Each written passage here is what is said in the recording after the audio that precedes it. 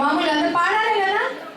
అక్కడ మైక్ లేదు, అది టాప్ ఇది ఒకటే మంచిగా ఉంది తెలుసా. ఇద్దరు పాడాలి, కోరస్ ఇవ్వాలి కదా, పాడాలి కదా.